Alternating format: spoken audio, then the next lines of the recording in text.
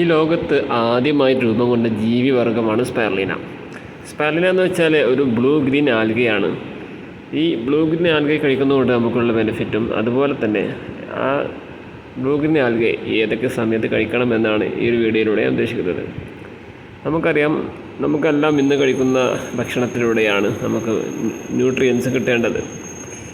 അതുകൊണ്ട് തന്നെ ഈ ഭൂമിയിൽ നിന്ന് നിലവിലുള്ള ഭക്ഷണങ്ങൾ വെച്ച് ഏറ്റവും കൂടുതൽ പോഷകങ്ങൾ അടങ്ങിയിട്ടുള്ള ഒരു സമീകൃത സമ്പൂർണ്ണ ആഹാരമാണ് സ്പൈർലിന. ഇന്ന് ആയിരക്കണക്കിന് കമ്പനികൾ സ്പൈർലിന ഉൽപ്പാദിപ്പിക്കുന്നുണ്ട്. പക്ഷേ മറ്റേത് കമ്പനിയുടെ സ്പൈർലിനേക്കാളും DXN സ്പൈർലിനക്ക് അതിൻ്റെതായ ഒരു പ്രത്യേകതയുണ്ട്. അതെന്തെന്ന് വെച്ചാൽ, ഈ സ്പൈർലിന ഉൽപ്പാദിപ്പിക്കുന്ന സമയത്ത് അതിൽ ഒരുപാട് തരത്തിലുള്ള ടോക്സിൻസ്, അതുപോലെ തന്നെ ഹാർഡ് മെറ്റൽസും, മാത്രമല്ല ഈ സ്പൈർലിനത്തിൻ്റെ ജീവൻ നഷ്ടപ്പെട്ട സ്പൈർലിനൊക്കെ ഉണ്ടാവാൻ സാധ്യത വളരെ കൂടുതലാണ്. ഈ സ്പൈർലിന ഉൽപ്പാദിക്കുന്ന സമയത്തുണ്ടാകുന്ന എല്ലാ ടോക്സിൻസിനെയും റിമൂവ് ചെയ്യാനുള്ള ഒരു പ്രത്യേക ടെക്നോളജി DXN കമ്പനി വികസിപ്പിച്ചെടുത്തിട്ടുണ്ട്. മാത്രമല്ല ആ ഒരു ടെക്നോളജി അത് പാറ്റന്റ് ടെക്നോളജി കൂടിയാണ്.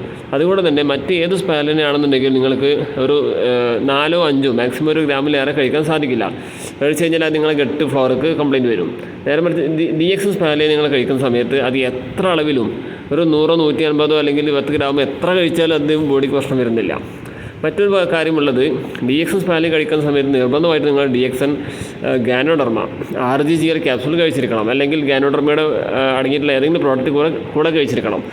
അതിൻ്റെ കാരണം നമ്മുടെ ബോഡിക്കകത്ത് കൂടുതൽ ഈ ന്യൂട്രിയൻസ് കൂടിയാലും കുറഞ്ഞാലും പ്രശ്നമാണല്ലോ.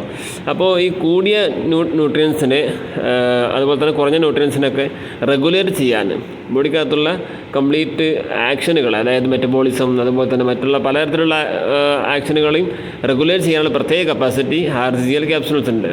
ഈ DXN RGGL ക്യാപ്സൂൾസിന് മറ്റു പല പ്രത്യേകതകളും കൂടിയുണ്ട്. അത് നമുക്ക് മറ്റു വീഡിയോയിൽ പറയാം. DXN സ്പൈർലിന ആരൊക്കെ കഴിക്കണം എന്നത് ഒരുപാട് ആളുകൾ, അല്ലെങ്കിൽ കഴിക്കുന്ന ആളുകൾ തന്നെ എങ്ങനെ കഴിക്കണം എന്നൊക്കെ ഒരുപാട് സംശയങ്ങൾ പലരും ചോദിക്കാറുണ്ട്.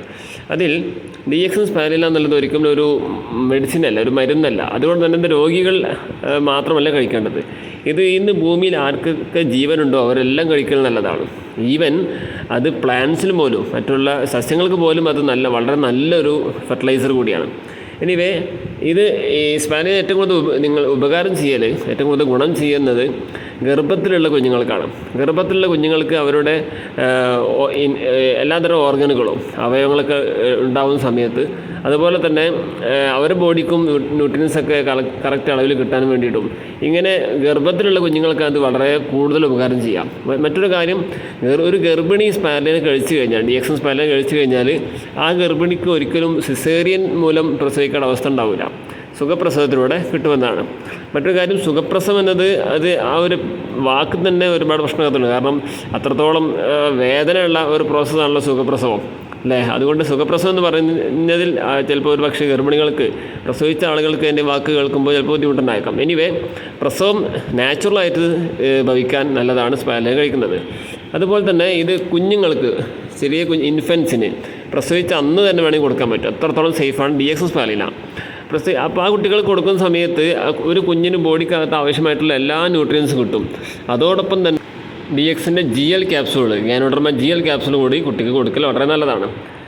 അപ്പോൾ അങ്ങനെ കൊടുക്കുന്ന സമയത്ത് കുട്ടിയുടെ ബ്രെയിൻ, ഇൻ്റലക്ച്വൽ ഗ്രോത്ത്, അതുപോലെ തന്നെ മറ്റുള്ള എല്ലാ തരത്തിലുള്ള വളർച്ചയ്ക്കും കുട്ടിക്ക് നിലവിലുള്ള ഓരോ ദിവസവും ആവശ്യമായിട്ടുള്ള ഊർജ്ജം കിട്ടാനൊക്കെ ഈ ഒരു സ്പൈർലിന ഉപകരിക്കും. മറ്റൊരു കാര്യം, നമ്മുടെ ഇന്നത്തെ കാലത്ത് മുലപ്പാൽ പോലും പലതരത്തിലുള്ള ടോക്സിൻസ് കണ്ടെത്തിയിട്ടുണ്ട്. ഇതിന് കാരണം, ഫോർ എക്സാമ്പിൾ, ഇപ്പോൾ ട്രൈക്ലോസാൻ എന്ന് പറയുന്ന ഒരു കെമിക്കൽ, അത് വളരെ ഹാംഫുള്ളാണ്. മാത്രമല്ല അത് ഹോർമോൺ ഡിസറപ്റ്റ് കൂടിയാണ്. അപ്പോൾ ഈ ഹോർമോൺ ഡിസറപ്റ്റ് ആയിട്ടുള്ള ഈ ട്രൈക്ലോസാൻ ഇന്ന് മുലപ്പാൽ വരെ കണ്ടെത്തിയിട്ടുണ്ട്. മുലപ്പാൽ വരെ എത്താനുള്ള അത്രത്തോളം മാരകമായ ശേഷിയുള്ള ഒരു കെമിക്കലാണ് ട്രൈക്ലോസാൻ. കാരണം സാധാരണഗതിയിൽ ഒരു മാതാവിൻ്റെ മുലപ്പാലിൽ പൊതുവെ അത്തരത്തിലുള്ള അവർ കഴിക്കുന്ന ഏത് തരത്തിലുള്ള ടോക്സിനാണെന്നുണ്ടെങ്കിലും അത് മുലപ്പാലിൽ എത്താനുള്ള സാധ്യത വളരെ കുറവാണ്. അപ്പോൾ അതിനെ മറികടക്കുന്ന തരത്തിലുള്ള ടോക്സിൻസ് വരെ ഇന്ന് ഉണ്ടെന്നതാണ്. അതുകൊണ്ട് അത്തരം കാര്യത്തിലൊക്കെ കുട്ടിയെ രക്ഷിക്കാൻ, അതുപോലെ തന്നെ ഇന്ന് എല്ലാ ആളുകളും മൊബൈൽ ടവർ, അതേപോലെ തന്നെ വൈഫൈ റേഡിയേഷൻ ഇതിനൊക്കെ ഉള്ളിലാണ്. അപ്പോൾ അതിൽ നിന്നൊക്കെ നമ്മൾ ശരീരത്തെ സംരക്ഷിക്കാനും വളരെ നല്ല രീതിയിൽ സഹായിക്കുന്ന ഒരു ഘടകം കൂടിയാണ് സ്പൈർലിന. ഇത് എല്ലാ ആളുകൾക്കും, ഞാൻ പറഞ്ഞു, ജീവനുള്ള എല്ലാ ആളുകൾക്കും, അതിപ്പോൾ ഗർഭത്തിലുള്ള കുഞ്ഞാണെന്നുണ്ടെങ്കിലും നവജാത ശിശുക്കളാണെന്നുണ്ടെങ്കിലും അതല്ല യുവാക്കളാണെങ്കിലും മറ്റു കുഞ്ഞുങ്ങൾ സ്കൂളിൽ പോകുന്ന വിദ്യാർത്ഥികൾ, അതുപോലെ തന്നെ കിടപ്പിലായ രോഗികൾ, ആർക്കും ഏതൊരാൾക്കും ഈ സ്പൈറുലിന അത്യാവശ്യമാണ്. അത് 1 ഗ്രാം സ്പൈറുലിന കഴിക്കുമ്പോൾ നമുക്ക് 1 കിലോ പച്ചക്കറിയുള്ള പോഷകം ബോഡിക്കകത്ത് കിട്ടുമെന്നതാണ് അതിൻ്റെ വസ്തുത. അപ്പോൾ ഞാൻ പറഞ്ഞു, കൂടെ നമ്മൾ ഗാനോഡർമ അടങ്ങിയിട്ടുള്ള ചായ, കോഫി തുടങ്ങിയിട്ടുള്ള എല്ലാ പ്രോഡക്ട്സും ഉപയോഗിക്കണം. എങ്കിൽ മാത്രമാണ് നമ്മുടെ അകത്തേക്ക് ഒരുപാട് ടോക്സിൻസ്, ഇന്നത്തെ കാലത്ത് നമ്മൾ ടോക്സിൻസ് നടുവിലാണ്. അത് മാത്രമല്ല, നമ്മളെല്ലാം ജീവിക്കുന്നത് റേഡിയേഷൻ്റെ അകത്താണ്. വൈഫൈ റേഡിയേഷൻ, മൊബൈൽ റേഡിയേഷൻ ഒക്കെ വലിയ വലിയ പ്രശ്നങ്ങൾ സൃഷ്ടിക്കുന്നുണ്ട്. അപ്പോൾ ഈ റേഡിയേഷൻ ഒന്നും ബോഡിയെ സംരക്ഷിക്കാൻ വളരെ നല്ല രീതിയിൽ സ്പൈറുലിന സഹായിക്കുന്നുണ്ട്. ഓക്കെ, ഇനി മറ്റൊരു കാര്യമുള്ളത്, ഇത് എത്ര അളവിൽ കഴിക്കണമെന്നാണ്. സാധാരണഗതിയിൽ ഒരു 10 കിലോ ഉള്ള ഒരു ആൾ, 10 കിലോ ഉള്ള ഒരു കുട്ടിക്ക് കൊടുക്കേണ്ടത് ഒരു DXN ക്യാപ്സൂളാണ്. ഒരു DXN ക്യാപ്സൂൾ 300 മില്ലിഗ്രാം ആണ് ഒരു സ്പൈറുലിനകത്ത് ഉണ്ടാവുക. അതുകൊണ്ട് 10 കിലോ ഉള്ള ഒരു കുട്ടിക്ക് ഒരു സ്പൈറുലിന കൊടുത്താൽ മതി. ഒരു സ്പൈറുലിന ക്യാപ്സൂൾ ധാരാളമാണ്. അതുപോലെ തന്നെ അതിനനുസരിച്ചിട്ട് ഇപ്പോൾ ഒരു 60 കിലോ ഉള്ള ആളാണെങ്കിൽ 6 സ്പൈറുലിന കഴിക്കാം. അതിൽ കൂടുതൽ വെയിറ്റുള്ള ആളാണെന്നുണ്ടെങ്കിൽ, ഇപ്പോൾ ഒരു 100-120 കിലോ ഉള്ള ആളുകളാണെങ്കിൽ ഈ 10:1 എന്ന അളവിലാണ് കഴിക്കേണ്ടത്. ഇനി മറ്റൊരു കാര്യം, ഇത് എത്ര അളവിൽ കഴിച്ചാലും പ്രശ്നമില്ല. ബോഡിക്കകത്ത് ആവശ്യമുള്ള എടുത്ത് ബാക്കിയുള്ളത് എന്ത് ചെയ്യും, അത് ഫോർ എക്സാമ്പിൾ ഇപ്പോൾ വിറ്റാമിൻ D പോലെയുള്ള വിറ്റാമിൻസ് ആണെങ്കിൽ അത് നമ്മുടെ കരളിനകത്ത് സ്റ്റോർ ചെയ്യും. വിറ്റാമിൻ ബി സി പോലെയുള്ള ന്യൂട്രിയൻസ് ആണെന്നുണ്ടെങ്കിൽ അത് ആവശ്യമുള്ളത് എടുത്ത് ബാക്കി പുറത്ത് പോകും. ഇനി ശ്രദ്ധിക്കേണ്ട മറ്റൊരു കാര്യം എന്താണെന്ന് വെച്ചാൽ, ഞാൻ നേരത്തെ പറഞ്ഞു, സ്പൈറുലിന എന്നുള്ളത് ഒരിക്കലും ഒരു മരുന്നല്ല. ഒരു രോഗം മാറാൻ വേണ്ടി പ്രത്യേകം കഴിച്ച് പിന്നെ രോഗം മാറിയാൽ വലിച്ചെറിയേണ്ട ഒരു സംഗതിയല്ല സ്പൈറുലിന. ഇന്ന് DXN സ്പൈറുലിന ക്യാപ്സൂളായിട്ടും ടാബ്ലറ്റായിട്ടും പൗഡറായിട്ടൊക്കെ ലഭ്യമാണ്. അതുകൊണ്ട് തന്നെ ഈ പൗഡറായിട്ട് സ്പൈറുലിന ഇറക്കിയിട്ടുള്ളത് നമ്മൾ സ്ഥിരമായിട്ട് കഴിക്കുന്ന നമ്മളെ ഭക്ഷണം, അത് നമ്മൾ കുഞ്ഞുങ്ങൾക്ക് കഞ്ഞി കൊടുക്കാറുണ്ടല്ലോ, ഈ കഞ്ഞിയിലും അല്ലാന്നുണ്ടെങ്കിൽ സൂപ്പ് ഉണ്ടാക്കാറുണ്ട്, അല്ലെങ്കിൽ സെറീൽസ് ഉണ്ടാക്കാറുണ്ട്. ഇങ്ങനെ ഇത്തരത്തിലുള്ള ജ്യൂസ്, സ്മൂത്തി, ഇതിലൊക്കെ നമുക്ക് സ്പൈറുലിന ആഡ് ചെയ്യാം. ഓക്കെ, അപ്പോൾ നമുക്ക് നിത്യമായിട്ട് നമുക്ക് ഇത്തരത്തിൽ ക്യാപ്സൂളായിട്ട് അല്ലെങ്കിൽ ടാബ്ലറ്റായിട്ടോ അല്ലാതെ നിത്യഭക്ഷണങ്ങളുണ്ടല്ലോ, ഇതിലൊക്കെ നമുക്ക് സ്പൈറുലിന ആഡ് ചെയ്തിട്ട് കഴിക്കാം. അതുകൊണ്ട് നമുക്ക് ബോഡിക്ക് ആവശ്യമായിട്ടുള്ള ഒരുപാട് ന്യൂട്രിയൻസ് കിട്ടുകയും ബോഡിക്കകത്തുള്ള ഒരുപാട് ടോക്സിൻസ് റിമൂവ് ആവാനൊക്കെ ഹെൽപ്പ് ചെയ്യും.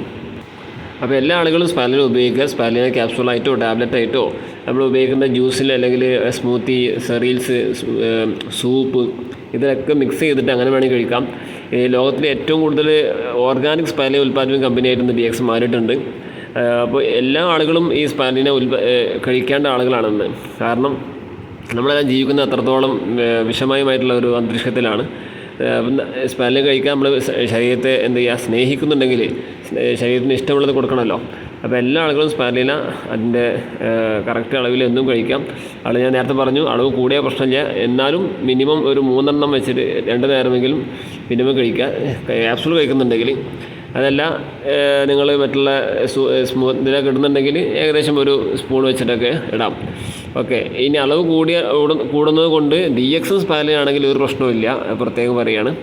എനിവേ എല്ലാവരും സ്പൈറുലിന ഉപയോഗിക്കുക. നിങ്ങൾക്ക് സ്പൈറുലിന ഫ്രീ ആയിട്ട് കിട്ടാനുള്ള പദ്ധതി കൂടി ഞങ്ങൾ ആവിഷ്കരിച്ചിട്ടുണ്ട്. അത് നിങ്ങൾക്ക് അറിയണമെന്നുണ്ടെങ്കിൽ പേഴ്സണലായിട്ട് ഞാൻ എൻ്റെ നമ്പർ അടി കൊടുത്തിട്ടുണ്ട്, അല്ലെങ്കിൽ ഈ വീഡിയോ ആരാണ് നിങ്ങൾക്ക് അയച്ചു തരുന്നത് അവരുമായി ബന്ധപ്പെട്ടാൽ ആ ഒരു പദ്ധതിയെക്കുറിച്ച് അറിയാം. Okay, thank you so much.